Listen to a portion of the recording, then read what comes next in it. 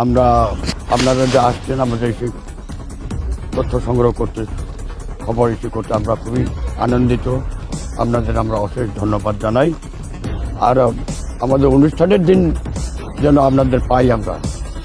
এই যে আমাদের বড় সাহিত্য সভার 22তম অধিবেশন আর কি, স্টেট অ্যানুয়াল কনফারেন্স থেকে, ওটা আমাদের এই ছেকামারিতে আমাদের ফুটবল গ্রাউন্ডে এখান থেকে একটু হাফ কিলোমিটার মতো যে আছে উত্তর পূর্বে, ওইখানে হবে, অনুষ্ঠিত হবে।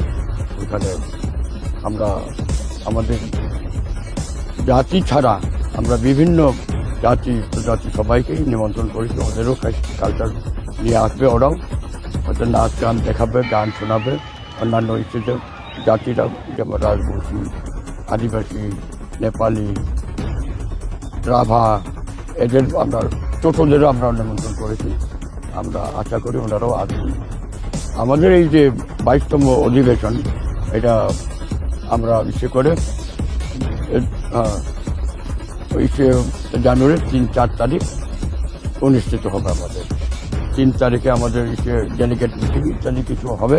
4 তারিখে অপেক্ষিত, ওইখানে আমাদের বিভিন্ন কিছু থেকে অতিথিরা আসবেন, আসাম থেকেও আসবেন, আমাদের পশ্চিমবাংলা বিভিন্ন ইস্যু থেকে আসবে, এমএলএ, এমপি, বিডিও সাহেব, থানা কর্মী, সবাইকে আমরা নিমন্ত্রণ করি।